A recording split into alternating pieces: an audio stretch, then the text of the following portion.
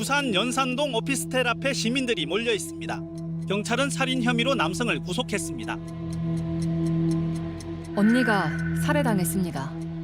마지막 순간까지 이 휴대전화를 놓지 않았다는데요.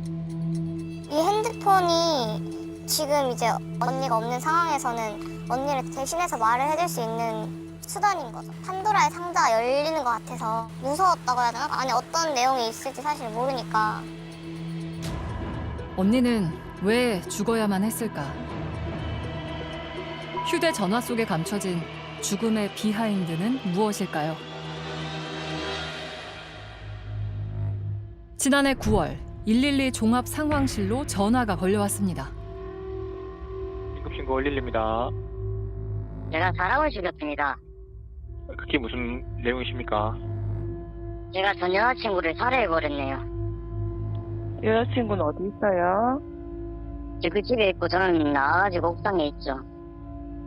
어디 내리려고요.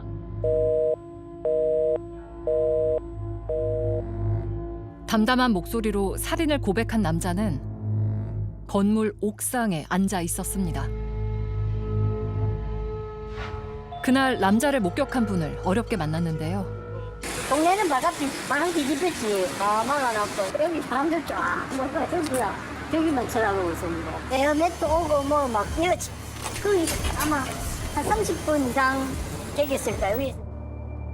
30분 넘는 투신 소동 끝에 경찰이 그를 검거했습니다. 올해 33살의 남성. 경찰이 곧바로 같은 건물에 있는 피해자의 집을 찾았습니다. 하지만 피해 여성은 다량의 피를 흘린 채 현관에 쓰러져 있었는데요. 흉기에 무려 21곳을 찔렸고 상처가 급소인 목에 집중돼 있었습니다. 어머니는 딸의 마지막 모습을 잊을 수가 없습니다. 도착했을 때 이미 심정지 상태였다고. 하얀 베드가 빨갛게 쳐져서 물들어 있더라고요. 백지창처럼 얼굴이 하얗게 핏기 하나 없이 해가지고 너무 억울한 표정. 이제 겨우 24살. 딸 미나 씨를 살해한 건 헤어진 남자친구였습니다. 제가 전 여자친구를 살해해버렸네요.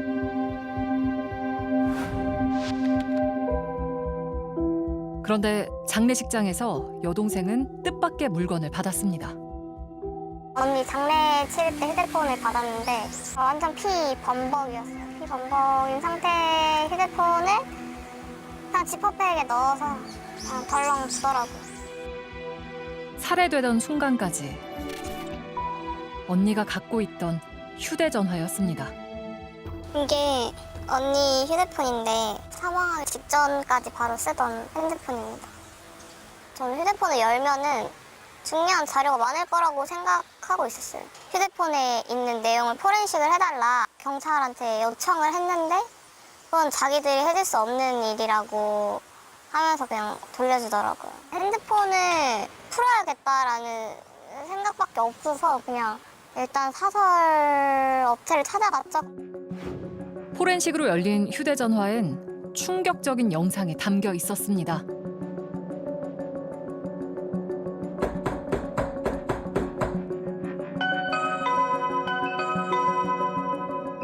누군가 집요하게 언니 집 문을 열려고 하는데요. 헤어진 남자친구입니다.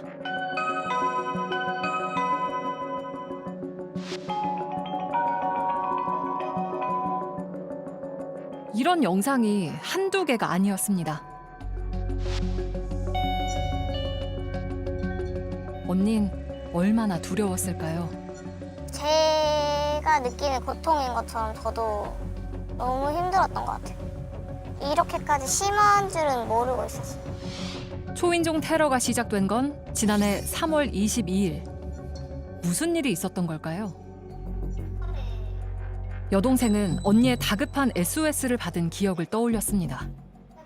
그 날이 헤어진 날 당일 새벽이어서 비밀번호를 바꿨을 거예요. 비밀번호 치고 막 들어오려고 하고 방해금지 모두 해놨는데 전화 계속 온다, 뭐 어떡하냐 이런 얘기를 저랑 새벽에 실시간으로 이제 카톡을 했었거든요. 이별을 선고한 바로 다음 날부터 남자가 밤낮 없이 찾아왔다는 겁니다. 휴대전화 속 그는 무척 집요했습니다. 저 부재중 전화가 다 전화가 올 때마다 언닌 얼마나 무서웠을까요? 내가 헤어지자고 하면은 얘는 칼 들고 찾아와서 나를 찌를 새끼야, 너무 무섭다라고 여러 번 얘기를 했어가지고. 그런데 언니의 휴대전화에서 눈에 띄는 기록이 발견됐습니다. 언니가 심리 상담을 받은 건데요. 가족에게 미처 하지 못한 이야기가 있었을까? 동생이 심리 상담센터를 찾았습니다. 처음 왔을 때가 작년 3월 29일이죠. 언니가 이곳을 찾은 건 헤어진 지 일주일 후. 그런데 이때 상흔이 좀 여러 가지 다박상이라든지 얼굴에 이렇게 맞은 흔적이 있어서 물어봐서 얘기를 하게 된 거예요. 언니가 폭행을 당한 상태였다는데요. 상담 중간중간에 연락이 왔던 것 같아요. 전화가. 남자친구. 마지막 계기에는 좀 많이 심했죠. 상담을 못할 정도로 무서워하고 있었어요. 휴대전화에도 폭행의 흔적이 남아 있었습니다. 뭐 내 분노 조절 장애라고. 충동장애 네 진짜로. 내가 충동상이야? 녹음하고 있네. 녹음해라. 실시간으로. 언닌 남자친구에게 수시로 폭행을 당했던 걸로 보입니다. 미처 알지 못했던 일입니다. 동생은 눈물이 멈추지 않는데요. 언니도 여기 앉았었겠구나. 언니가 힘들었겠다 이런 생각이 들어가지고. 결국 언닌 경찰에 신고했습니다. 당시 통화 내용도 남아 있었는데요. 병원에 가서 상해 진단을 받았고 데이트 폭행까지 다 잡아서 하고 싶은데 그 가해자가 그 증거인 제 휴대폰을 완전 박살 내버렸거든요. 증거 자료로 제출하면 포렌식 같은 뭐 수사가 가능한 거예요. 경찰에 신고한 건 총 3차례입니다. 하지만 그때마다 경찰의 조치는 피해자와 가해자를 분리한 후 귀가시키는 것이었습니다. 전문가는 그 지점이 무척 아쉽다고 합니다. GPS 위치 추적, 전자 장치를 부착해서 감시하도록 하는 제도가 스토킹 처벌법에 있습니다. 근데 이 사건을 보면은 접근 금지 명령 신청도 안 했어요. 잠정 조치를 안 했으니까 당연히 위치 추적 장치도 안 했겠죠. 그래서 피해자를 속절없이 잃은 거예요. 결국 견디다 못한 언니는 집을 나와 임시 피난처에 몸을 숨겼습니다. 당시 긴급 주거 지원을 도와준 담당자는 언니를 기억하고 있었는데요. 처음에 만났을 때 사실 기억이 굉장히 생생한데 그냥 한눈에 보기에도 와 진짜 마르신 분이다 이렇게 느껴질 정도였거든요. 다리도 되게 앙상할 정도다라고 이제 느낌이 들었었고 입안이 닫혀서 말하는 게 조금 불편해요라고 표현을 하시긴 하셨거든요. 당시 언니 미나 씨는 체중이 10kg 가까이 빠진 상태였습니다. 제가 가장 특징적으로 기억나는 게 뭐냐면 저는 안전하게 이별하고 싶었어요 라는 아예 그 딱 특정한 단어를 말씀을 하셨거든요. 안전하게 이 사람이랑 점점점 멀어질 방법을 혼자서 그렇게 열심히 강구를 하셨던 것 같아요. 그게 사실 엄청 인상적이었어요. 미나 씨의 휴대전화에도 끝내 이루어지지 못한 안전 이별에 대한 소망이 담겨 있었습니다. 한 달 동안 지낸 임시 거처에서 나온 후 미나 씨는 새로 집을 얻어 이사를 했습니다. 마침내 벗어났다고 생각을 했을 텐데요. 착각이었습니다. 그는 더 집요하게 다가오고 있었습니다. 연락처가 다 차단당하니까 자기 주변 지인들 번호로 또 문자나 전화를 해서 저 친구 누군데 연락 좀 받아달라고, 내가 너무 힘들어합니다, 뭐 이런 연락을. 지인들을 동원해 연락을 하는가 하면 홈마켓 아이디까지 알아내서 연락 좀 봐라 이런 식으로도 진짜 일상생활이 안 될 정도로 너무너무 괴롭혔고.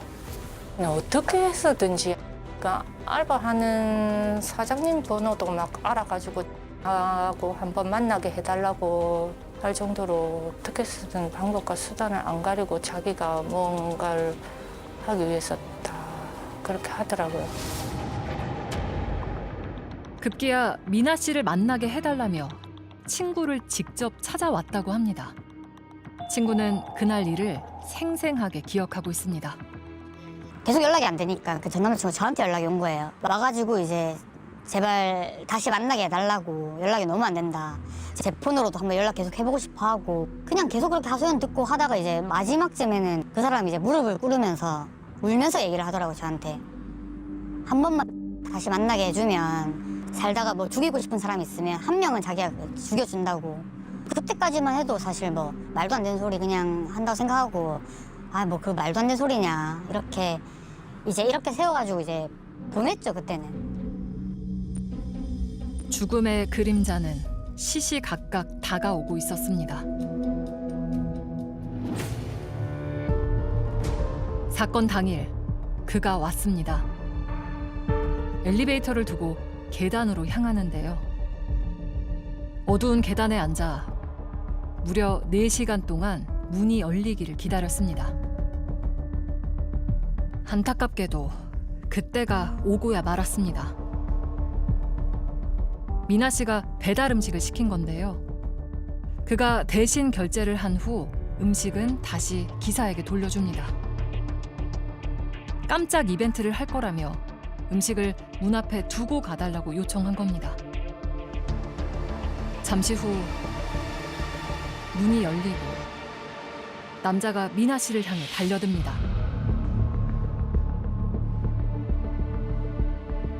살해 장소는 현관문 바로 앞. 문을 열자마자 흉기를 휘두른 겁니다. 그 고통을 생각하면 정말 이름 말할 수가 없죠. 엄마로서 꿈에서라도 진짜 꽉 안아주고 싶고 만져보고 싶고 사랑한다고 얘기하고 싶고.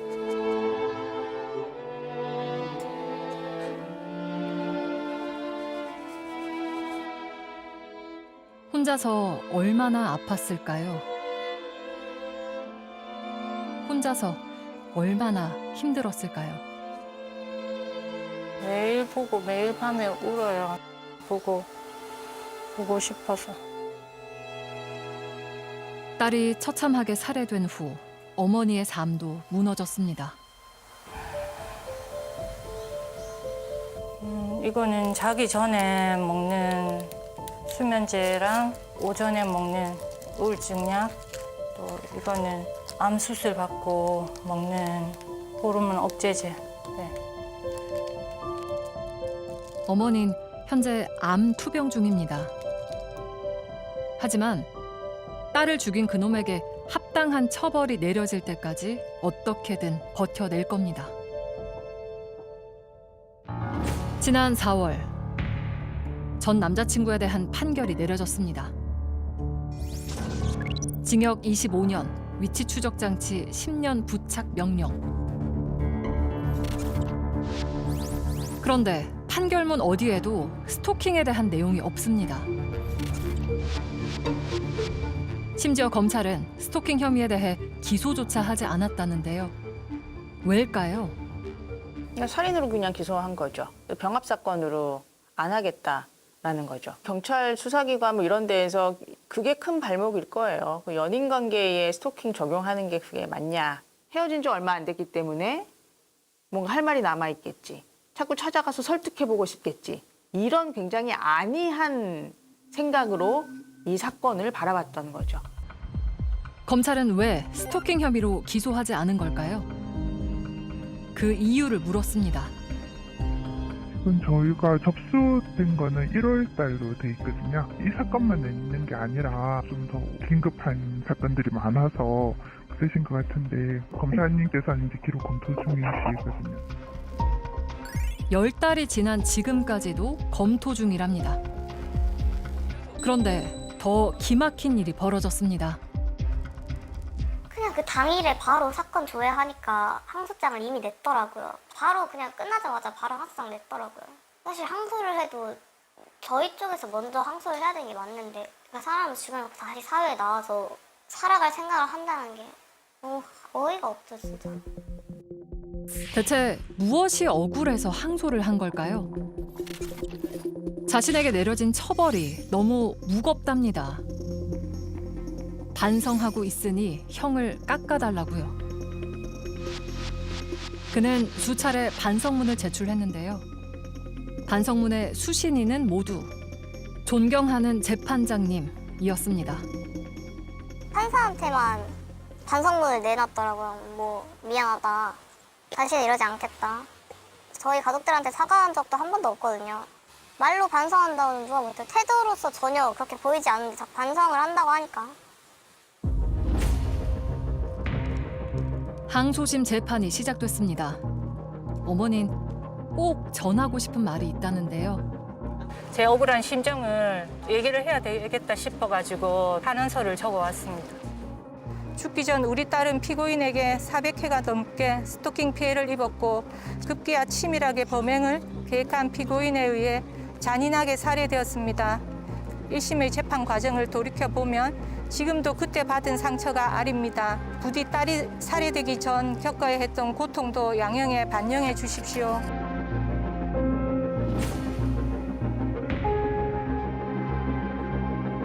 항소심 선고가 내려지는 날 어머니와 동생도 재판에 참석했는데요. 동생의 손에는 주인을 잃은 휴대전화가 들려 있습니다. 25년보다는 무거운 형을 반드시 받고 무기징역을 선고받기를 간절히 바라는 마음으로 왔어요. 떨리기도 하는데 저도 엄마랑 똑같이 무기징역 나올 거라고 믿고 있습니다. 그 간절한 바람은 과연 이루어졌을까요? 1심보다 5년 늘어난 징역 30년. 위치 추적 장치 부착 명령은 기각됐습니다.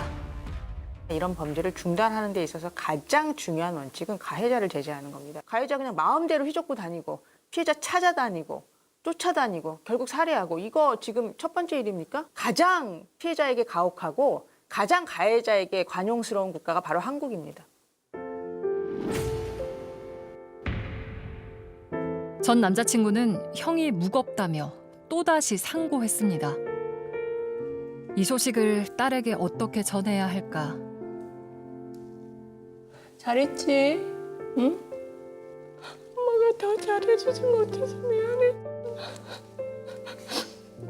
엄마가 네 원한 꼭 갚게 해줄 테니까 마음 편히 있어. 살아서도 살해된 후에도 인정받지 못한 고통. 그 비하인드가 수면 위로 올라올 때까지 남은 가족은 꼭 버텨낼 겁니다. 안녕하세요. 두 사람은 2년 동안 교제한 사이였답니다. 사귀고 나서 그 3개월 동안 너무 잘 만났어요. 엄마도 소개시켜주고 싶다라고 해가지고 어머님 뵙고 어머님이 보니까 마음이 놓인다 막 이런 얘기를 하셨거든요. 그리고 그 후부터는 뭐 걔 초중고등학교 친구들, 대학 친구들 그냥 주변에 있는 사람들 다 만났어요. 모두가 축복해주는 공공연한 커플이었던 두 사람. 결혼에 대한 얘기를 진짜 많이 했어요. 결혼에 대한 로망이라든지 자기가 추구하는 이상향, 너랑 엄마랑 너무 닮았다 뭐 이런 얘기들. 해가 비싸서 너무 아깝다고 차라리 자기 지금 방 2개니까 와서 같이 살자라고 얘기가 돼서 같이 살게 된 거예요. 거의 부부에 준하는 생활, 거의 맨날 밥해 먹고 요리해 먹고 여행도 같이 가고 경제비도 공동 부담하고 아기도 가졌었고. 그런데 영원할 것 같았던 사랑에 균열이 가기 시작했답니다.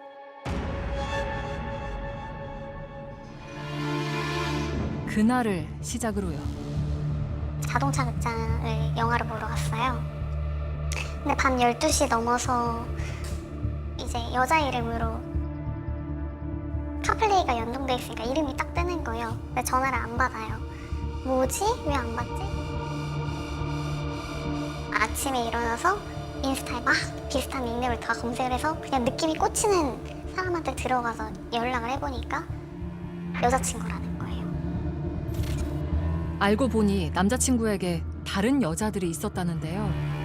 분노와 배신감에 유리 씨는 이별을 결심했지만 단호하게 헤어지고 나가려고 했는데 걔가 현관문 앞에 막으면서 막 무릎 꿇고 빌면서 엄청 자기 진짜 잘못 생각했다. 또 그러고 나면 또 엄청 잘하거든요. 한참 잘하고. 무엇보다 일단은 사이 부대끼고 같이 살았다 보니까 뭔가 이렇게 단순히 무자르듯이 헤어지는 게 어려웠고 걔랑 또 워낙 짧지만 되게 이것저것 한 추억거리들이 많아서 결국 남자친구를 용서해 줬답니다. 그를 여전히 사랑했기 때문이라는데요. 그날 이후 윤 씨 역시 달라진 모습을 보여줬다고 합니다. 그렇게 다시 만남을 이어가던 어느 날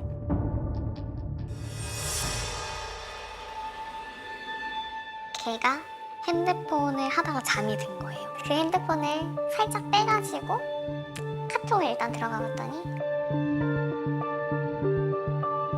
정말 말로 담기 어려운 정도의 수위의 대화들이 엄청 많았고 대화 내용 중에서 하는 얘기가 있어서 제가 들어가 봤더니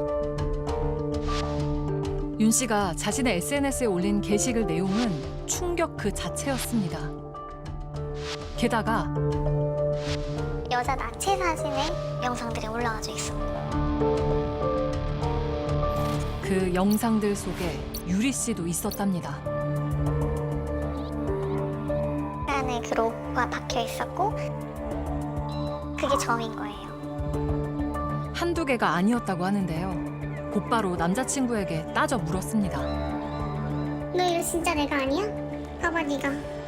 일단 앉아. 이거 나 아니야? 너 나 아니야? 이것도 난데. 믿었던 남자친구가 성관계 영상을 유포해 왔다니 믿을 수 없는 현실에 유리 씨는 무너졌습니다. 이건 그냥 몸만 살아있지 정말 정신적 살인이기 때문에 이거 처음에 사건 알았을 때도 가족들이 울면서 뭐 지켜주지 못해서 미안하다고 엄청 많이 울고 저한테 아무도 그 얘기를 못 꺼냈어요. 제가 무너지면 다 무너질 것 같아서 버티는 거예요 그냥. 유리 씨는 이 일을 세상에 알리기로 결심했습니다. 그냥 저는 비겁하기 싫었던 것 같아요. 이런 성범죄 사건이 제가 잘못한 게 아니잖아요. 제가 숨을 이유도 없고 공개적으로 그렇게 해야지만 추가 피해를 방지할 수 있고 기존에 있는 피해자를 찾을 수 있기 때문에 제가 그 당사자로서 알잖아요. 그 고통의 크기를.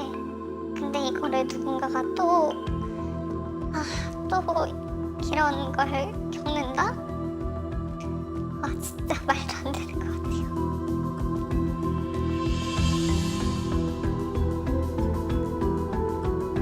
그냥 가만히 둘 수 없는 것 같아요.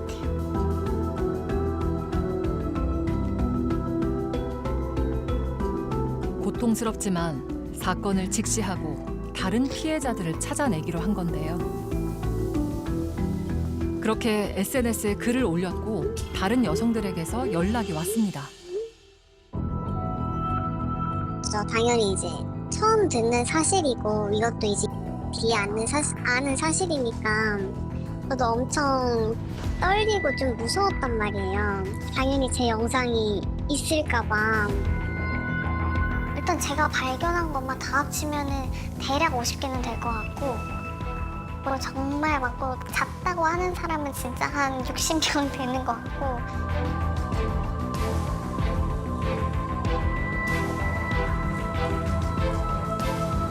과거 윤 씨와 관계를 맺었던 여성들은 참담함 속에서도 용기를 내서 카메라 앞에 섰습니다. 보자마자 식은땀이 너무 나고 손 떨리고, 글을 보고 그 사진을 보자마자 그냥 머릿속이 완전 하얘졌어요. 아니겠지. 아닐 거야. 억장이 무너진다고들 하죠, 사람들이. 무서우니까 계속 눈물이 나고, 근데 부모님한테나 뭐 다른 사람들한테 편하게 터놓고 얘기하기도 어려운 문제고, 그래서 그때 그냥 계속 울었던 것 같아요. 공론화 후 윤 씨가 여러 명과 동시에 사귄 정황도 드러났는데요. 제가 처음 만난 게 까지. 근데 그때 씨랑 교제를 하고 있었잖아요. 전혀 티가 안 났어요. 이렇게 얘기했어요. 본인도 이 여자 저 여자 만나고 관계하고 다니고 그러잖아요. 모든 여자가 똑같을 거라고 생각했대요. 그래서 자기한테 죄책감 그때는 없었대요. 오래 만났다 보니까 2년 만나는 동안 정말 매일 지켰거든요. 제 영상을 올릴 거라는 생각은 그냥 제가 생각할 수 있는 인간의 범위가 아니었어서 그냥 아예 예측도 못했어요. 지금까지 유리 씨가 확인한 윤 씨의 계정은 모두 10개. 그 3개에서 윤 씨는 이미 유명 인사 같았다는데요. 심지어 그가 성관계 영상들을 판매해온 흔적도 찾아냈다고 합니다. 업로드한 영상을 누군가 다운받을 때마다 수익이 창출되는 해외 플랫폼을 이용했다는데요. 대략 걔가 올해만 번 게 한 1,000만 원 정도라고 하는데, 이 친구가 어느 기간 동안 수익화를 했는지 추정은 못하지만 확실한 건 20대 초반부터 활동을 했었고 대략 6, 7년 정도 전부터 활동을 하긴 했던 건 맞아요. 여자들을 만난 게 이런 목적 때문이었던 걸까요? 굉장히 도구화된 거죠. 사랑과 애정에 기반한 동거 생활이라기보다는 지속적으로 콘텐츠를 생산할 수 있는 대상. 수요자들에게 새로운 콘텐츠를 공급해주면서 굉장히 그 본인의 어떤 핵심적인 인물로 떠오르는 데서 존재감을 느꼈던 것으로 보이고요. 그런데 이것이 심지어 경제적 이윤까지 연결이 됩니다. 그렇다면 이 남성 입장에서 새로운 여성 만나고 관계를 잘 유지하려고 하는 그런 시도, 이런 것들은 지속적으로 이루어질 수밖에 없는 거죠. 결국 유리 씨는 전 남자친구를 경찰에 고소했습니다.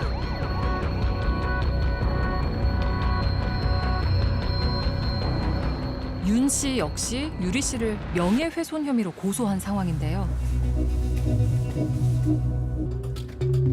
사건이 알려진 후 전화번호도 바꿨다는 윤 씨.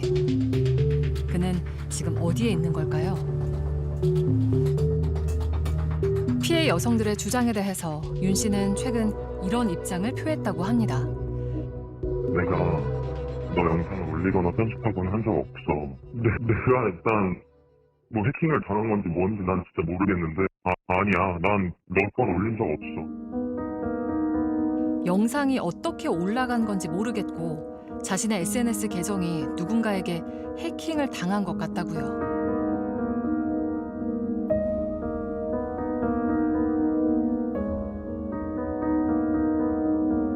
현재 경찰은 피해자 조사를 진행하고 있습니다.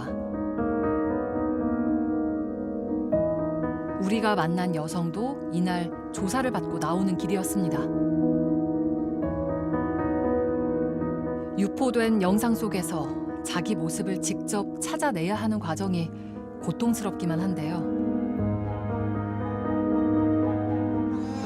영상이 꽤 많더라고요.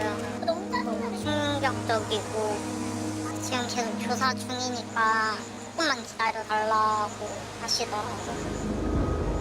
어떻게 해야 될지 지금 잘 모르겠어요.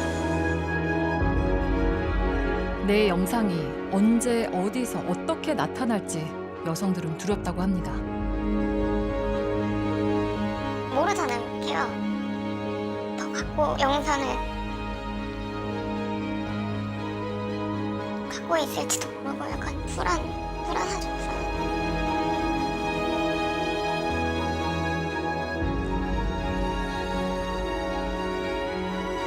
유리 씨 역시 이번 일을 떠올리는 것 자체가 고통스럽다고 했습니다.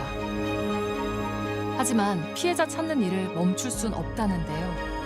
모든 피해 사실이 명백히 드러날 때 비로소 이 사건도 끝이 날 거라고요.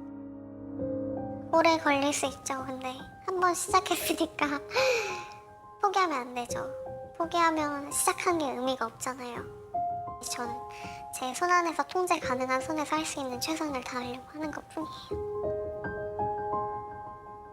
유리 씨는 SNS에 자신의 이름과 얼굴을 모두 공개했습니다.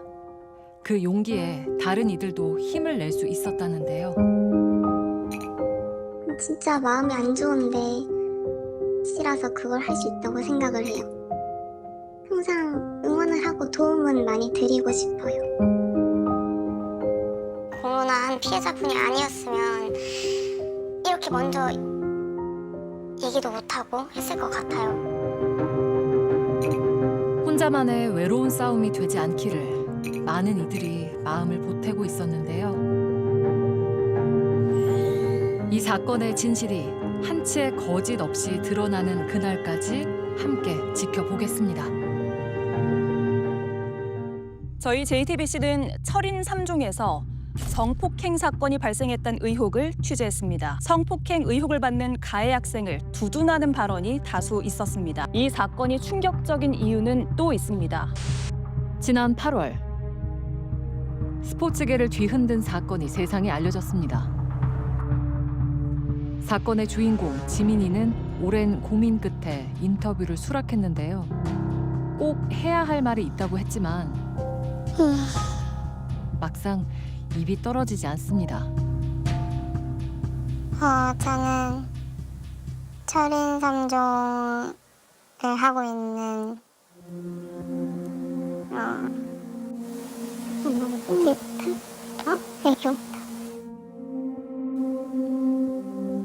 중학생입니다.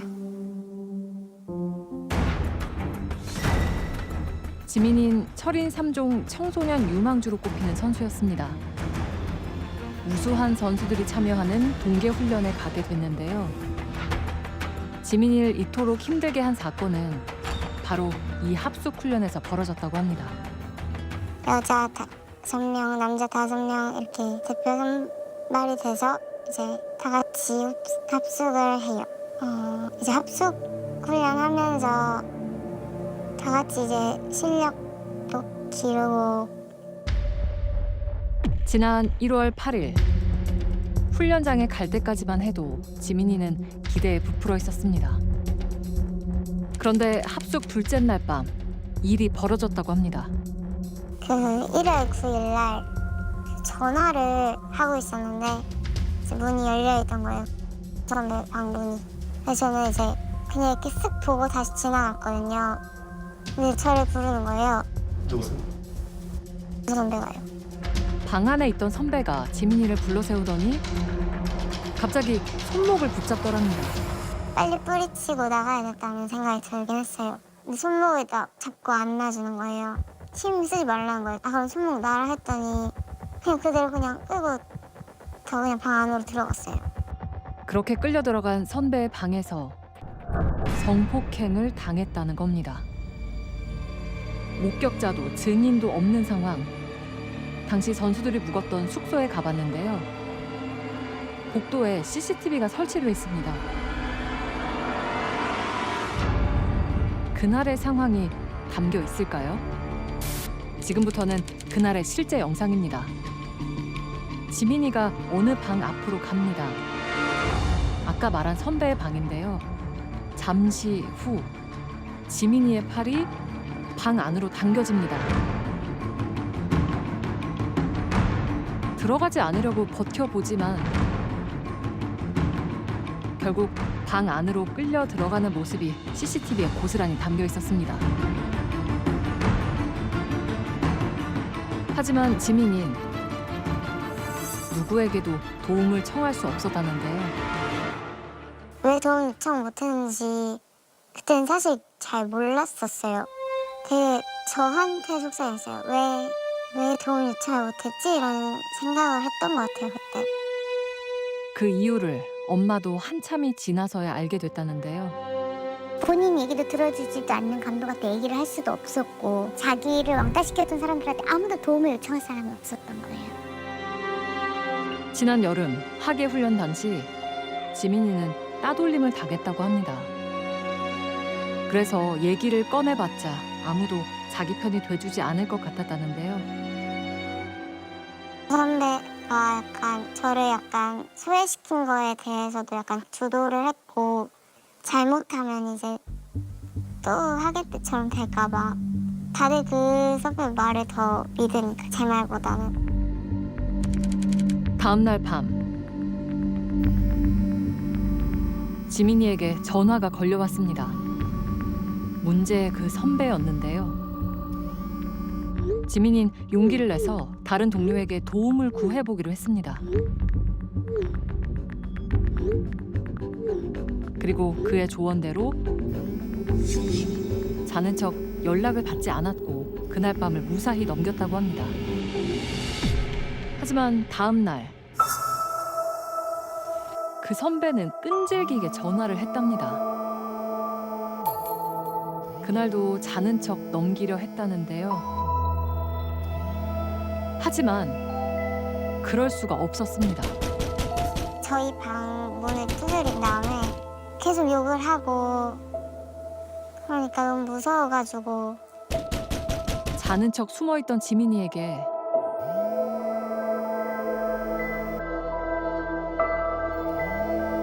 이번엔 다른 번호로 전화가 걸려왔다고 합니다. 받아든 전화에서 뜻밖에도 그 선배의 목소리가 들려왔습니다. 와라 이렇게 얘기를 하고 엄청 저한테 욕을 하는 거예요. 지 때문에 어제 못 잤다 이런 식으로 얘기를 하는 거예요. 지금부터는 당시 통화 내용을 그대로 들려드리겠습니다. 여보세요? 네. 이 어디야? CR층이요. 방 뒤질래? 1시까지 기다렸잖아.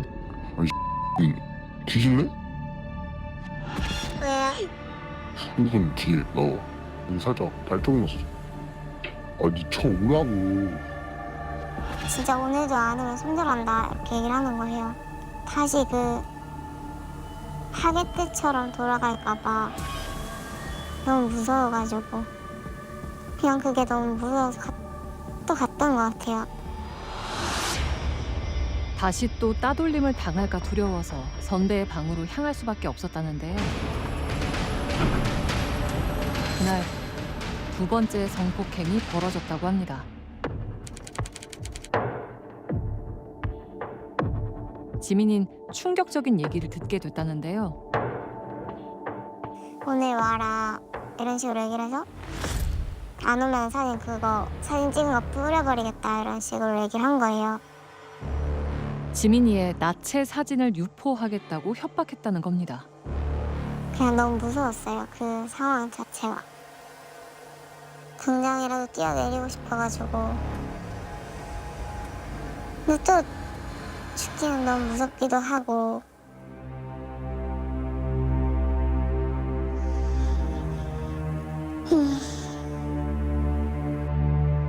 사진을 유포하겠다는 말에 지민이는 다시 그 방으로 가게 됐고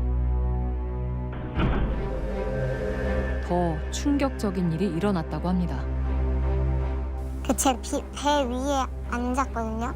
깔고 뭉갰다고 해야 되나? 그때 본 것 같아요. 위에 누가 있었는지. 그 방 2층 침대에 누군가 숨어 있었답니다. 제가 이건 진짜 아닌 것 같다고 그런 식으로 계속 얘기했거든요. 근데 목을 조르는 거예요, 제 목을. 목을 두 손으로 이렇게 조르면서 그러면은 자기가 내보낼 테니까 그 옷장 안에 있으라는 거예요, 저한테. 근데 그거를 제가 보면 알잖아요, 누군지. 틈이 있어가지고 봤는데 근데 그게 알고 보니까 선배였던 거예요. 그를 방 밖으로 내보낸 후 세 번째 성폭행이 벌어졌다고 합니다. 지민이가 말한 당시의 상황은 복도 CCTV에도 담겨 있었는데요. 문제의 방에서 나오는 다른 남자 선배.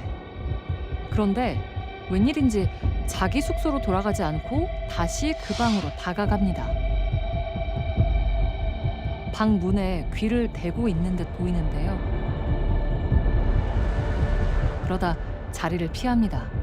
방 안에서 무슨 일이 벌어지는지 알고 있었던 걸까요? 잠시 후 선배가 손짓을 하며 지민이를 내보냅니다. 그러자 지민이는 황급히 자기 방으로 돌아갑니다.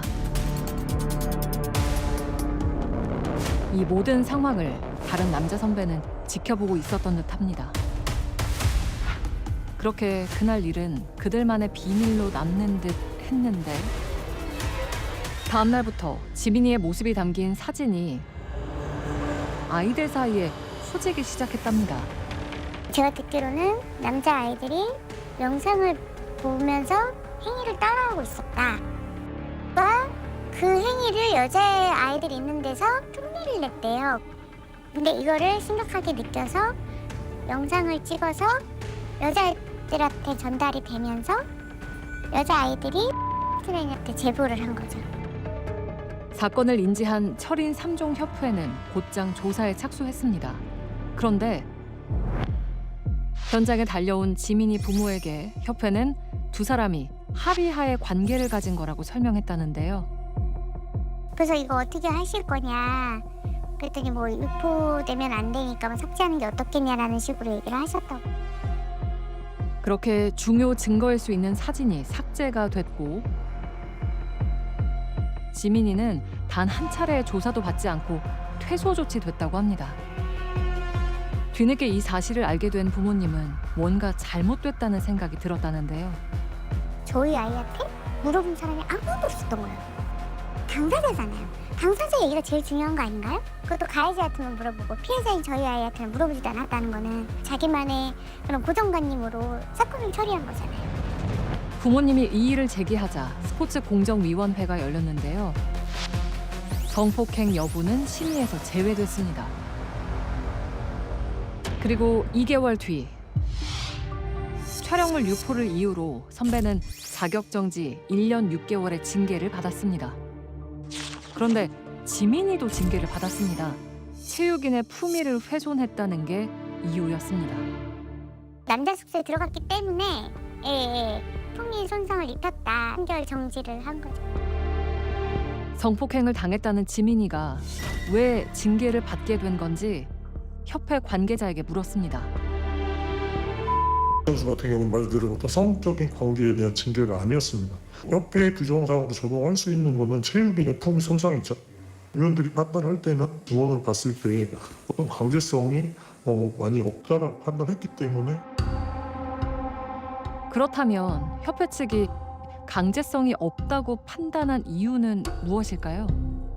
사진 자체를 봤던 사람들의 증언에 따르면 그 선수가 본인이 인식을 못했다는 그런 증거는 없었고 장면을 응시하는 그런 상황이었기 때문에 본인이 그 촬영에 대해서 인지를 못한다고 판단은 안 됐습니다. 인지를 하고 있었으니까 동의는 했다라는 이제 그 과정으로서 준비된 건가요? 네, 맞습니다. 사진 속에서 지민이가 카메라를 응시하는 걸로 보여 성관계와 촬영에 강제성이 없다고 본 건데요. 협회의 조치에 대해서 전문가는 우려를 표했습니다. 협회의 이 말이 그 자체로 모순이라고 생각을 하거든요. 그러니까 본인들은 성관계 부분에서는 판단하지 않겠다라고 하면서 이 피해자에게 징계를 내렸다라는 거는 사실상 합의된 성관계라는 전제하에 징계를 내린 겁니다.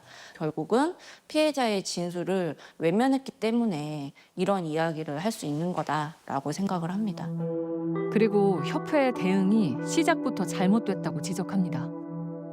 아동 청소년 성보호법 제34조에 따르면 체육협회 아주 특정이 되어 있습니다. 그래서 체육협회는 그 아동 청소년에 대한 성사안을 인지한 즉시 수사기관에 신고할 의무가 있다라고 규정을 해놓고 있습니다. 이 사안을 인지한 사실 그 즉시 신고를 했어야 됐거든요. 실질적으로 신고 의무를 위반했다라고 봐야 되겠죠. 지민이 부모님은 성폭행 및 불법 촬영에 대해 경찰에 신고했고 현재 수사가 진행 중인데요. 구체적인 사항을 말씀을 드릴 수가 없어요. 하여튼 조만간에 이제 좀 끝날 수 있도록 좀 서두르고 있다. 가해자로 지목된 선배 측의 입장을 듣고 싶었지만 연결이 되지 않아 음성 사서함으로 연결되며 답은 없었습니다. 함께 훈련을 했던 이들은 어떻게 생각하고 있을까요? 몇 가지 여쭤보고 싶은 게 좀 있어서 전화를 드렸는데 지금 수사의 결과가 나오지가 않은 상태에서 저는 편파 방송이라고 생각을 하고 있거든요. 혹시 만나 뵙고 잠깐 이야기를 나누는 건 좀 어려울까요? 네, 싫습니다. 사건 이후 지도자들을 포함해서 모두가 침묵하는 상황. 그런데 모두가 침묵하는 이유를 알 것 같다는 협회 관계자 한 명의 얘기를 들을 수 있었습니다. 체육협회가 특성상 특히 이제 성 관련이 된 그런 민감한 주제들에 대해서는 이슈화가 됐을 때 무조건 이 사람들이 잘못했다 식으로 대중이 질타할 게 두려워서 저는 무조건 은폐 시도가 있었다고 느껴집니다. 불미스러운 일이 발생했을 때 협회는 늘 그런 방식으로 대처해 왔다는데요. 5년 전 있었던 그 사건에 대해서도 초기에 어떤 권익 구제가 이루어지지 않아가지고 피해자가 정말 그런 울분을 느꼈던 건인데 정말 여기는 죽음으로써 내 억울함을 소명하지 않는 이상 조용히 그냥 묻혀서 넘어가는 곳이라고 느꼈습니다. 5년 전 팀 내 가혹 행위를 고발했던 고 최숙현 선수. 22살, 이제 한창인 트라이애슬론 국가대표 출신 선수의 마지막 메시지입니다. 이 선수는 닷새 전 스스로 생을 마감했습니다.